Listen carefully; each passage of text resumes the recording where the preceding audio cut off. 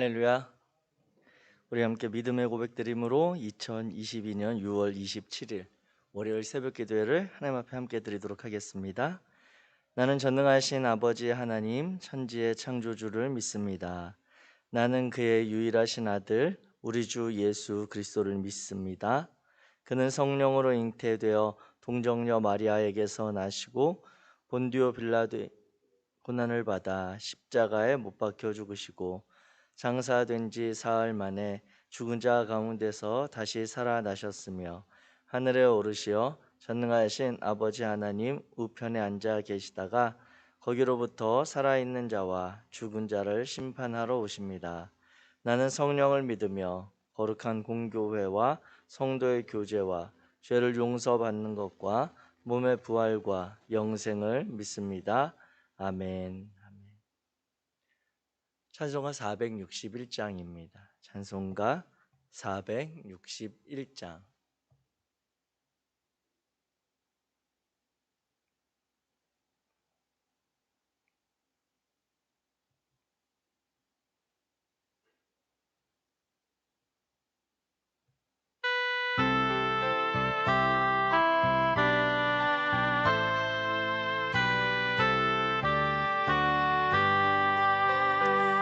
십자가를 질 수 있나 주가 물어보실 때 죽기까지 따르오리 성도 대답하였다.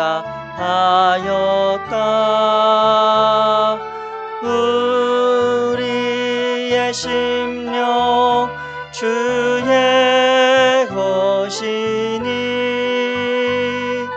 주님의 형상 만드소서. 주 인도 따라 살아갈 동안 사랑과 충성 늘 바치오리다. 너는 기억하고 있나 구원받은 강도를 그가 회개하였을 때 나고 너라 받았다. 우리의 심령 주의 것이니 주님의 형상 만드소서.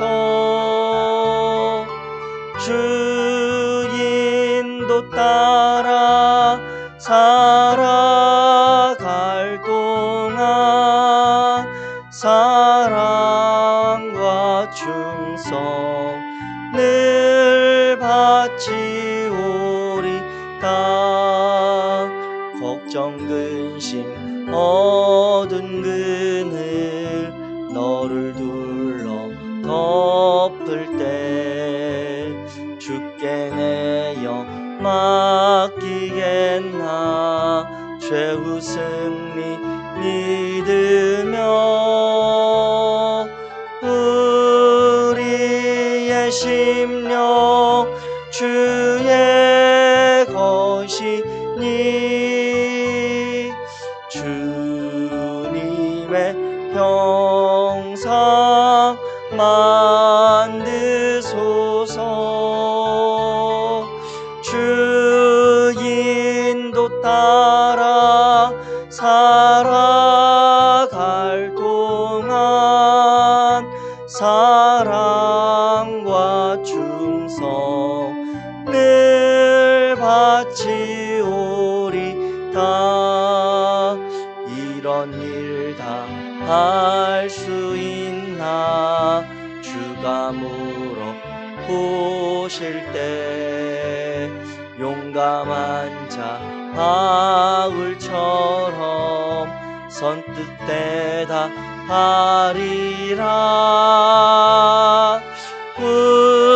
우리의 심령 하시니 주님의 형상 만드소서. 주 인도 따라 살아갈 동안 사랑과 충성 늘 바치오리까.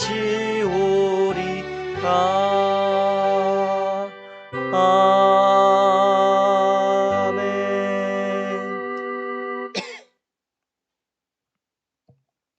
오늘 함께 읽으실 하나님의 말씀은 역대상 14장입니다. 역대상 14장 1절부터 17절까지 말씀.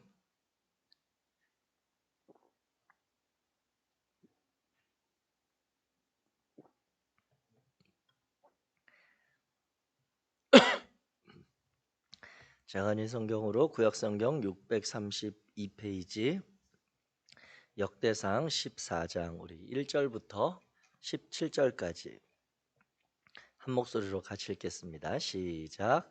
두루왕 히람이 다윗에게 사신들과 백향목과 석수와 목수를 보내 그의 궁전을 건축하게 하였더라. 다윗이 여호와께서 자기를 이스라엘의 왕으로 삼으신 줄을 깨달았으니 이는 그의 백성 이스라엘을 위하여 그의 나라가 높이 들림을 받았음을 알미었더라.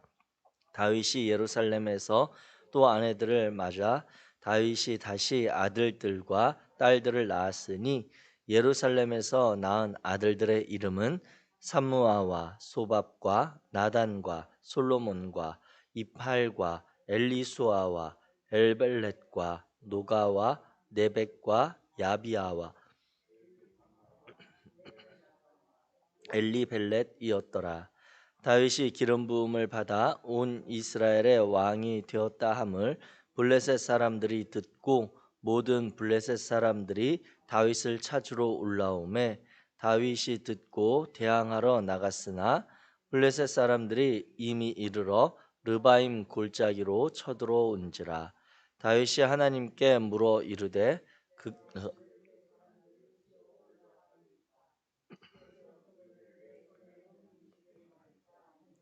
여호와께서 그에게 이르시되 올라가라 내가 그들을 내 손에 넘기리라 하신지라. 이에 무리가 바알브라심으로 올라갔더니 다윗이 거기서 그들을 치고 다윗이 이르되 하나님이 물을 쪼갰같이 내 손으로 내 대적 흩으셨다 하므로 그곳 이름을 바알브라심이라 부르니라. 블레셋 사람이 그들의 우상을 그곳에 버렸으므로 다윗이 명령하여 불에 사르니라. 블레셋 사람들이 다시 골짜기를 침범한지라. 다윗이 또 하나님께 묻자온데 하나님이 이르시되 마주 올라가지 말고 그들 뒤로 돌아 뽕나무 숲을 맞은편에서 그들을 기습하되 뽕나무 꼭대기에서 걸음 걷는 소리가 들리거든 곧 나가서 싸우라. 너보다 하나님이 앞서 나아가서 블레셋 사람들의 군대를 치리라 하신지라.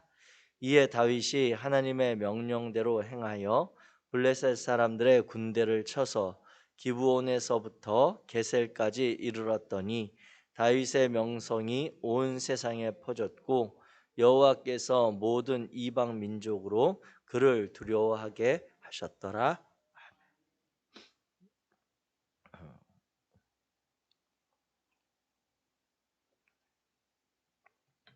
할렐루야.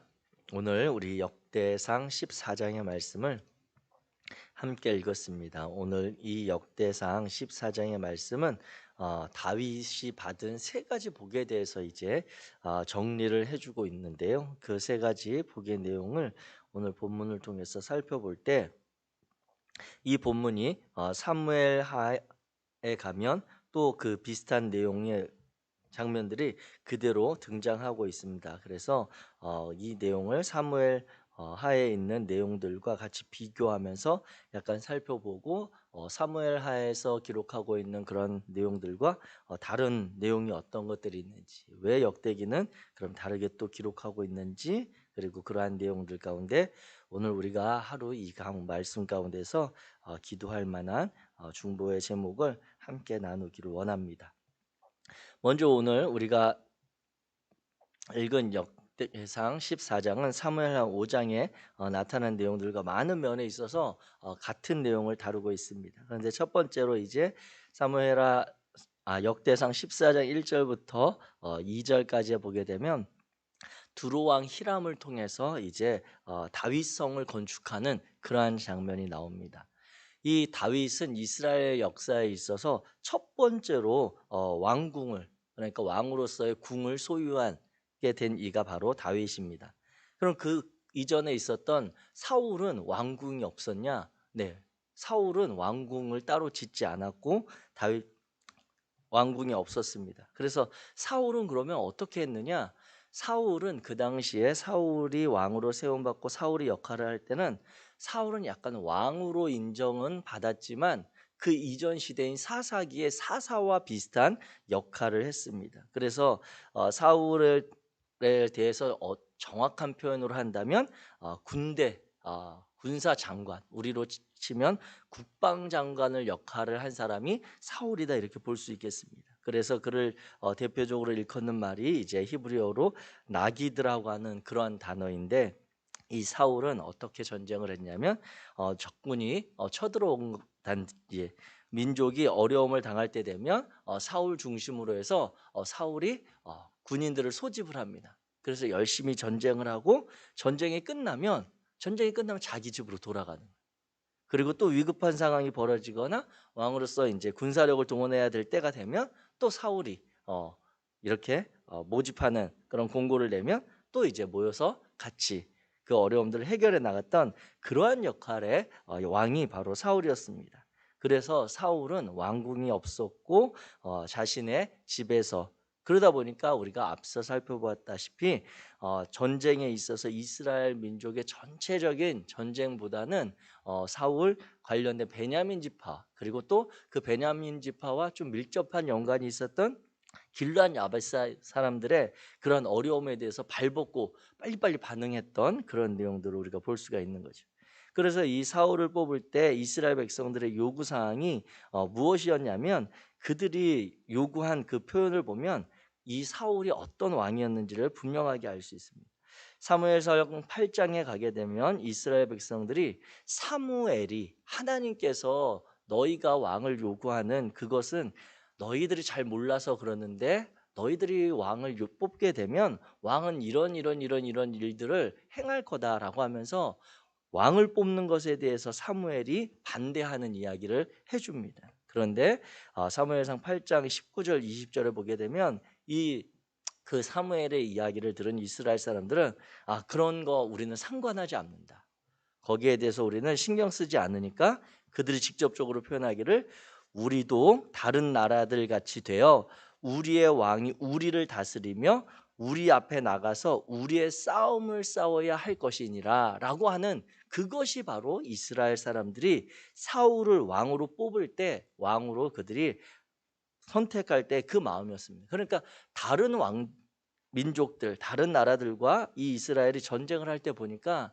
다른 나라들은 왕이라고 하는 한 명의 지도자를 중심으로 일사불란하게 움직이면서 자신들을 어렵게 하는 그러한 전쟁을 치르다 보니까 우리도 우리를 좀 이렇게 하나로 모을 수 있는 구심점 역할을, 그리고 그 사람이 욕망하게 되면 우리는 그 사람이 다스리는 것을 다 받아들이고 그러한 왕을 삼겠다라고 했던 그러한 왕이 사울이었던 거죠. 그래서 이 사울은 이 왕궁을 갖지 못했지만 다윗은 하나님의 마음에 합한 왕으로 세움을 받아 그가 이제 여러 전쟁들을 극복해내고 승리해가는 과정 가운데 이제 두로왕 히람을 통해서 왕궁을 짓는 그러한 왕으로 되어집니다. 이것이 이제 이 역대상에서 이제, 그리고 역대기에서 보게 되는 큰 맥락에서 볼 때 사울과 다윗을 끊임없이 비교하게 되는 그러한 관점들이 나타나게 되고, 결국 이것은 무엇이냐면 다윗과 사울만을 비교하는 것이 아니라 다윗을 중심으로 한 하나님에 대한 신앙을 지켜갔던 유다, 남쪽의 유다와 그리고 하나님을 등져버린 북쪽의 이스라엘을 대표하는 그러한 지파로서 사울을 그리고 베냐민 지파를 사용하거든요. 그러면서 이 역대기의 기자의 관점들을 우리가 다시 한번 보게 됩니다. 그리고 나서 이제 3절 이후로 보게 되면 다윗이 예루살렘에서 또 아내들을 맞아 이렇게 기록을 합니다. 그러니까 아내들이 그 이전에도 있었다라고 하는 것을 우리가 알게 되죠. 그런데 그 아내들은 헤브론에서 이제 취하였던 아내들입니다.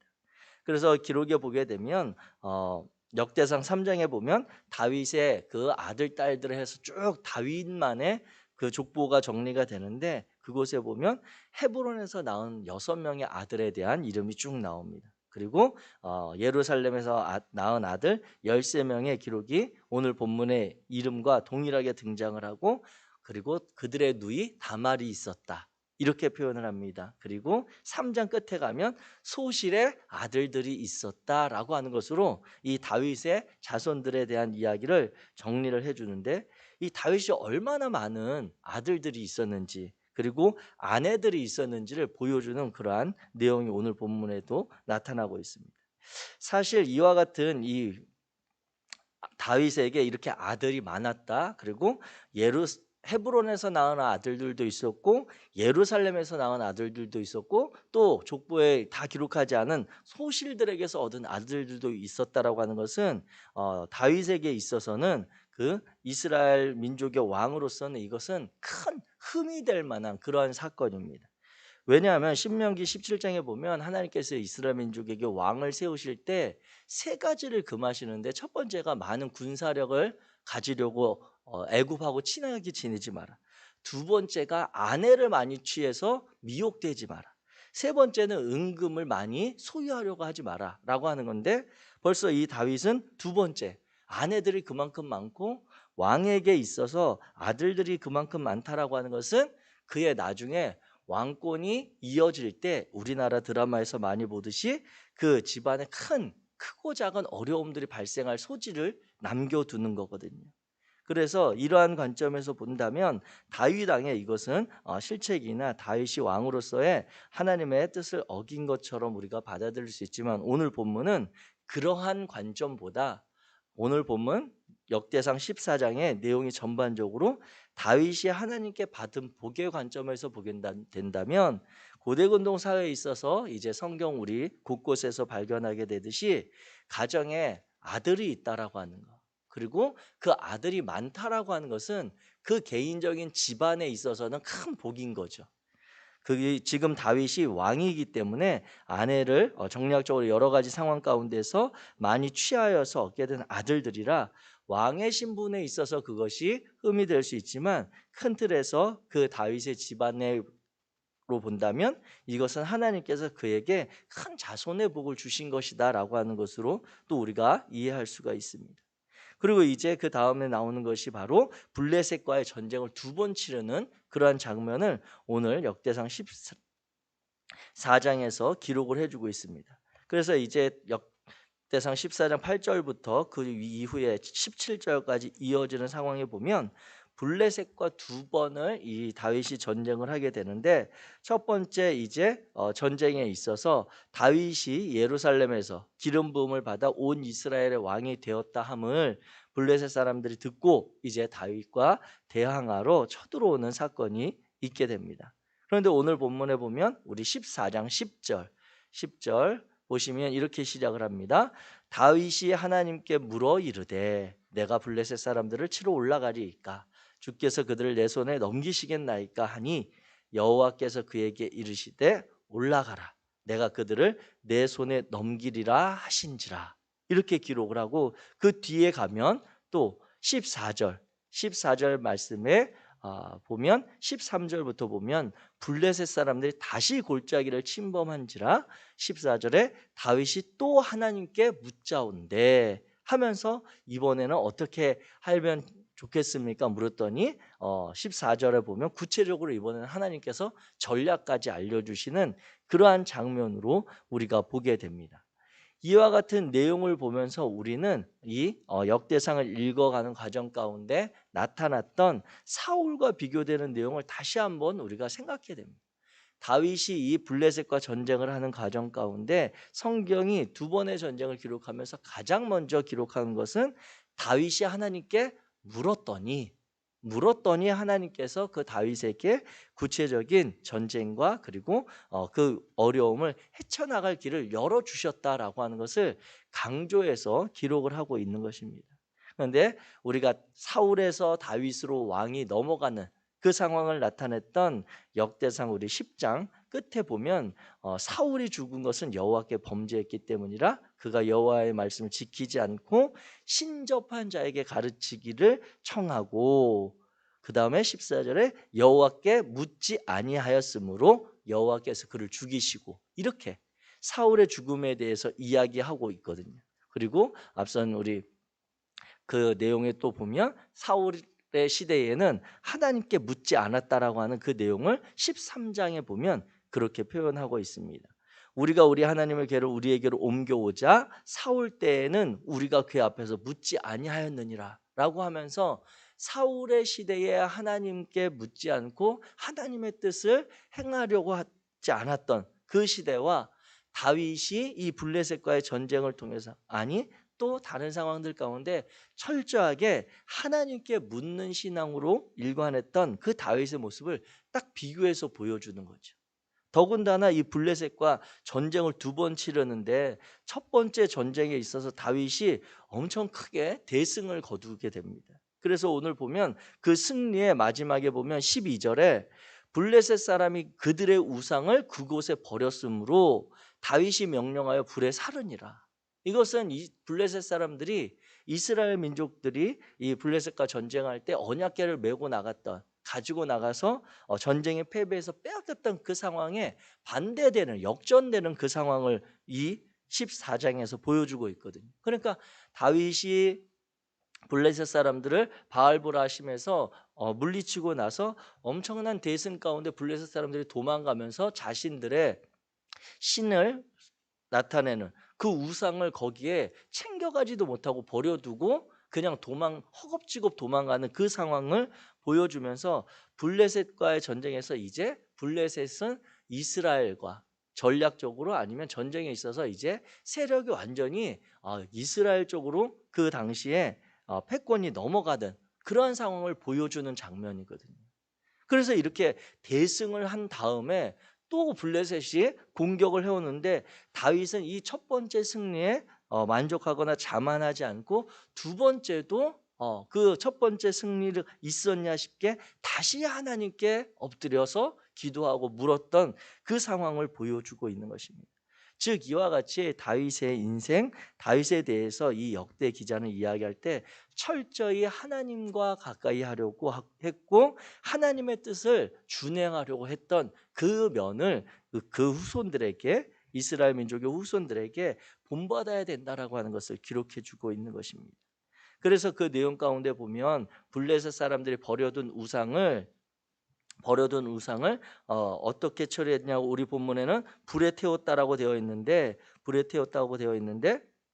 이게 또 그 앞선 사무엘서에 보게 되면 이 전리품을 그 불태우지 아니하고 그 전리품을 우상을 다윗과 그 종자들이 치웠다라고 사무엘하 5장에 기록을 하고 있습니다. 그러니까 사무엘하 5장을 기록한 사람은 그 우상을 다윗과 그 자녀들 아니면 그의 종들이 그 우상을 그냥 치웠다, 아니면 어떻게 다른 방법으로 처리했다라고 기록한 반면 이 역대상의 14장은 그 우상을 불태웠다라고 기록을 하는데 이와 같은 방법이 맞거든요. 왜냐하면 신명기 7장에 보면 하나님께서 이스라엘 민족들에게 우상에 대해서 이야기할 때 그 조각한 우상을 불태우라, 조각한 신상을 불사르라고 하면서 그것에 입힌 신상에 입힌 은이나 금을 탐내지 말라. 네가 그것으로 말미암아 올무에 걸릴까 함이라. 이는 내 하나님 여호와께서 가증히 여기시는 것이다 라고 기록을 하고 있습니다. 그러니까 다윗을 향해서 이 역대기의 기자가 기록할 때는 철저하게 하나님의 율법대로, 하나님의 말씀에 순종하려고 했던 면들을 다윗에게 동일한 사건도 조금 더 긍정적인 면으로 해석해서 기록해 주고 있는 것을 우리는 오늘 이 역대상 14장을 읽으면서 발견하게 됩니다. 이와 같이 이 역대상 14장을 통해 다윗이 하나님께 복을 받았던 그 세 가지, 전쟁의 승리, 그 다음에 자손들의 복, 그 다음에 왕궁을 이제 소유하게 된, 이것을 복으로 기록하는 그 마음의 중심에 그것을 결론적으로 표현해 주는 말이 오늘 역대상 14장 2절에 나타나 있습니다. 이 세 가지 복을 어떻게 다윗이 받게 되었는가라고 하는 근거가 역대상 14장 2절인데 같이 읽겠습니다. 시작. 다윗이 여호와께서 자기를 이스라엘의 왕으로 삼으신 줄을 깨달았으니 이는 그의 백성 이스라엘을 위하여 그의 나라가 높이 들림을 받았음을 알미었더라. 이 역대상 14장 2절의 말씀을 보면 다윗은 자기가 왜 하나님께서 자기를 이스라엘의 왕으로 삼았는지를 분명히 알고 있었다, 알미었다라고 분명히 기록하고 있습니다. 그런데 그 이유에 대해서 다윗이 갖게 된 이 이유는 무엇이냐면 그것은 자기가 왜 왕으로 되었는고 하니 그는 그의 백성 이스라엘을 위하여, 백성 이스라엘을 위하여 그의 나라가 하나님께서 복 주셔서 이렇게 형통하게 되었다라고 하는 거죠. 즉 그 마음이 왕으로서 다윗에게 비록 오늘 본문을 말씀드리면서 그에게 왕으로서 여러 가지 흠이 될 만한 상황들이 있었지만 그것을 역대상 14장의 기록을 우리가 복으로 해석하고 이해할 수 있는 것은 왕의 자리를 앉게 된 다윗은 그가 왕이 된 이유에 대해서 하나님께서 네가 왕 되었으니 너의 마음대로 권력을 다스려라, 사울처럼 다스리는 자, 전쟁에만 동원하는 자가 아니라 너의 백성들을 위한 왕이 되어야 한다라고 하는 그 마음을 다윗이 분명하게 알게 되었다라고 하는 것입니다.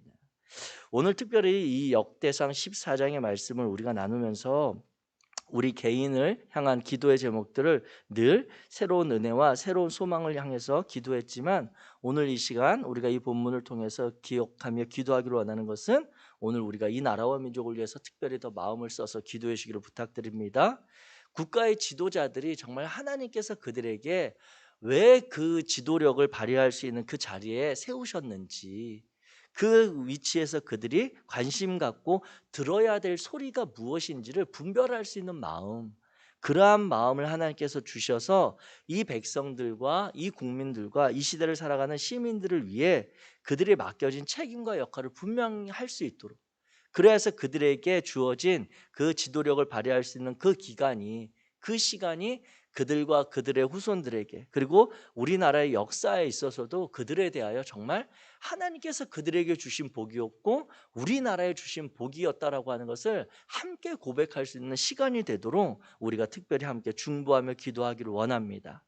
다윗이 정말 자신을 왕으로 삼으신, 자신에게 여러 가지 불리한 상황들, 위기의 상황을 극복해 가면서 그 어려움을 넘겨가면서도 하나님께서 왕의 자리에 앉게 하신 그 마음, 그의 백성 이스라엘을 위한 그 하나님의 마음을 가졌던 그 왕처럼 우리의 지도자들이 그와 같은 모습이 되도록 위해서 중보해 주시기를 부탁드리고요.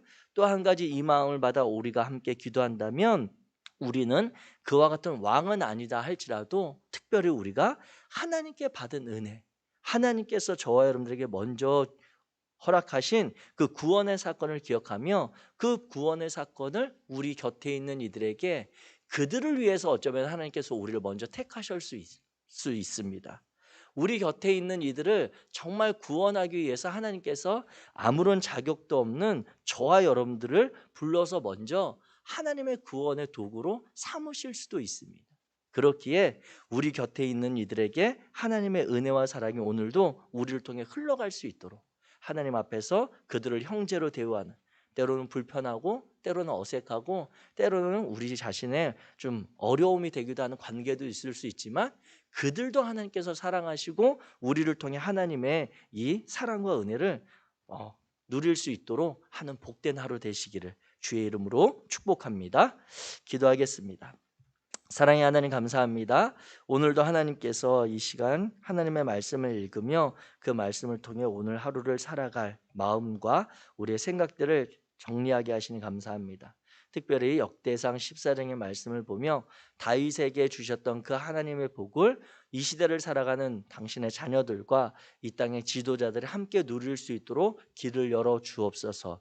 당신의 사랑하는 자녀들이 그들을 위하여 중보하게 하시고 이 시대를 향해서 우리 그리스도인들이 관심을 갖게 하셔서 하나님의 다스림과 통치가 있는 그러한 나라를 함께 만들어갈 수 있도록 우리의 마음을 열어 주옵소서. 오늘도 하나님께서 만남의 여러 상황들 가운데 우리를 통해 주의 예수 그리스도의 구원의 사건과 하나님의 사랑이 흘러가게 하실 줄 믿으며 우리 주 예수 그리스도의 이름으로 기도하였습니다. 하늘에 계신 우리 아버지여, 이름이 거룩히 여김을 받으시오며 나라가 임하시오며 뜻이 하늘에서 이루어진 것 같이 땅에서도 이루어지이다. 오늘 우리에게 일용할 양식을 주시옵고 우리가 우리에게 죄 지은 자를 사하여 준 것 같이 우리 죄를 사하여 주시옵고 우리를 시험에 들게 하지 마시옵고 다만 악에서 구하시옵소서. 나라와 권세와 영광이 아버지께 영원히 있사옵나이다. 아멘.